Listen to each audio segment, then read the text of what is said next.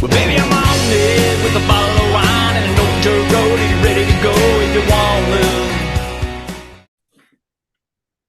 Hey, thanks everybody for joining us today. Live Music Nation Podcast, Festival Edition. I'm your host, Jake Gill. Today we're with Lisa Brewer. She's with the Carolina Bible Camp and Bluegrass Festival. Lisa, thanks for joining us. Thank you for inviting us. I'm really excited to be here. Lisa, give me a little background on you. Where'd you grow up? Talk just a little bit about your family and your career. I was born in Philadelphia, but I got to the South as quick as I could.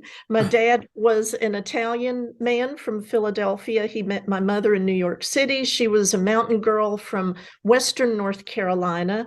She's a direct relative of Popcorn Sutton, the moonshiner. So I have the best of a lot of worlds. Gotcha. We got down to North Carolina to my mother's people when I was 14. I met my husband in high school when I was 14. We married when I was 21 and he was 23. So I'm very thankful for the move down south. I went to school at Wake Forest University. I have 2 degrees in English from there. And from then, because of my husband's work, we lived in Winston-Salem, Washington, D.C., Greensboro, Raleigh, worked in politics and government. In my jobs, I've been a speechwriter, public information officer, press secretary, and ever since I've been little, I've been an event planner. So those worlds came together in 2011 when Greg was a member of the Carolina Bible Camp Board of Directors, and they were looking for a fundraising event. We are huge fans of Merle Fest, and we live in Wilkesboro, North Carolina, the home of Merle Fest. We've been going from the start. And Greg said, why don't we put on a bluegrass festival and I'll get my wife to run it. So, yep. So that's what happened. That's how the festival came about. And, you know, it takes a team, and we have the best team at Carolina Bible Camp. I've never seen people come together for a purpose before like I have there. Gotcha. Let's jump in. People that are listening are going to want to know 3 things. Number 1, what does it look like? Number 2, what does it smell like, meaning food? Number 3, what does it sound like? Give us some examples of music. So let's jump back to number 1.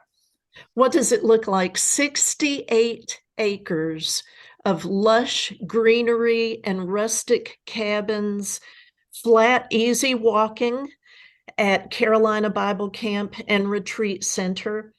Lots of comfortable air-conditioned buildings to go into, restrooms, big audience tents, so you are outside or inside if you wish. The music is all outside.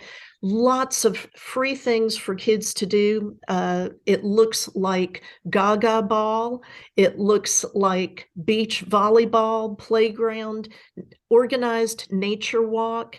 The Pickers Jam Place also has an organized place for kids to enjoy a music experience. It looks like a lot of fun for kids and adults. Very good. Very good. Talk a little bit about the food. What kind of food and beverages and recreational snacks can people expect? We're very proud of Randall Burton, our camp director and head chef for many years. He is accustomed to cooking for large groups, such as those at camp and other catering events. We have a commercial grade kitchen, and he and his staff turn out about 700 meals for the festival. And that smells like pork barbecue chicken quarters, baked beans, some vegetarian options, some hot dogs, some hamburgers, some homemade cobblers, sweet tea, lemonades. Other items we have a few food vendors, but this is a fundraiser for the camp. And we do make some money off of our meals there that we sell from the kitchen. So you will see some some shaved ice. You'll see some cotton candy, popcorn. We run a coffee cafe, so we sell cold and hot coffee beverages there, like campuccinos and items like that. Very cool. Very good. All right. Let's quickly talk a little bit about the music because it is a festival after all. Talk about some of the types of music you've had in the past. Live music is so important to us, and we started out 12 years ago with the first festival featuring four basically local groups. The one you might have heard of would be the Snyder Family Band. Samantha Snyder, Zeb Snyder have moved on to other bluegrass bands now. Since that time, we've had Blue Highway, the Kruger Brothers, Allison Brown Quartet, Sierra Hull, Dom Flemons, the American songster. Scythian has come twice. We've had Fireside Collective, Junior Sisk, Joe Mullins and the Radio Ramblers, and we continue to feature more local groups like His and Hers, the Wilkes County Seniors on Stage, and some children's groups. Very cool. Very good. Talk about the impact this has on your community. We have heard good things from our Chamber of Commerce. I'll talk first about the local Davie County community and Moxville community. The hotels love us, the restaurants love us, because even though we are a small one-day festival, people will come to Davie County for the weekend. And we're very grateful to the Davie County Chamber of Commerce and the Moxville Tourism Bureau for their grants this year. We bring people together who maybe haven't even heard that they have a Bible camp in their backyard. And then as far as our Bible camp community goes, we are non-denominational, but affiliated with the Churches of Christ. So we bring people together who typically enjoy a cappella music in their worship, but really enjoy musical instruments with bluegrass and bluegrass plus at a concert. So I see that got a chuckle out of you. Well, you did, because I lived across the street from a Church of Christ when I was a youngster, and we grew up Baptist, and Church of Christ did not have instruments in their service, but yet you're having a festival, a bluegrass festival, and you're affiliated. So I don't know how you're all pulling that off, and that ain't my business, and it's just funny. Yeah, it gave me a little chuckle. That's fantastic. Now, talk about a little bit about why this event is so important for people in general. Oh, well, after the 2020 pandemic in the state of North Carolina, we were allowed to reopen. We didn't have a festival, we didn't have camp, we didn't have a lot of things in 2020 by order of the governor, and it was a good order, and I support that and the science that backed it up. But in 2021, we were chomping at the bit, but a little bit concerned about what might happen. I wrote an op-ed piece that got a little bit of play, and I titled it "So Much More Than Just a Festival." And that's what live music is to me. Like I said, I'm an avid Merlefest fan, and live music festivals are more than just sitting in a chair and looking at music, listening to music, watching people walk by. It's an opportunity to grow a family of festival goers. If you have reserved seats, you get to know the people in your row and behind you and in front of you, and you hug these old friends, and the artists become friends.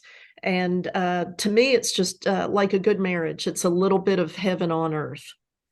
It's also an opportunity to forget work, forget problems, enjoy music. Music is very healing, in my opinion. Music is an opportunity to commune with God and commune with your neighbors beside you. It's just all good things. And there are so many reasons why we have this festival as a fundraiser at our camp. Very good. Very good. Okay. Couple fun questions. I always ask these because we tour the nation, perform everywhere. So I like to survey. I want to know best concert you've ever seen your entire life. Oh, So many, but I have to go with my very first concert that I was allowed to go to without parents. I had just turned 14 years old, and it was Chicago at the Philadelphia Spectrum. 1974, spring, Terry Kath was still alive. There was no one like him. I knew what a special experience that was then to see Chicago live in that lineup. Dead or alive, you could see one musical act. Who would you see? Oh, Terry Kath. Terry Kath of Chicago. All right. Very And good. Very good. I'm a bluegrasser. I got you. No, I but I was also a band nerd. Yeah. Yeah. Very cool. Very cool. Okay. How do people find out more about your event? Oh, please visit the camp website at carolinabiblecamp.org. And please visit our festival website at cbcbluegrass.com. cbcbluegrass.com. And I would love to gift some free wristbands to your audience members if you run any kind of drawing. There you go. There you go. Very good. Thank you so much for being on with us, Lisa. I appreciate it. You promised I would get to ask you a question. Oh, go ahead. Go ahead. Okay. Will you come visit our festival and be our guest on Saturday, September 9th in Mocksville, North Carolina? We'll show you some good camp hospitality. I appreciate the invitation. We are booked in Missouri that week, but I do appreciate the invitation. Absolutely. Are you related to Vince Gill? Yeah, we're third cousins maternally. Very cool. Yep. Okay. Yeah. All right. Have a good day. Thanks, Lisa. Thank you. Thank you. And God bless you, Jake. You too. This was fun. Good. Thank you. Well, baby, I'm on it with a bottle of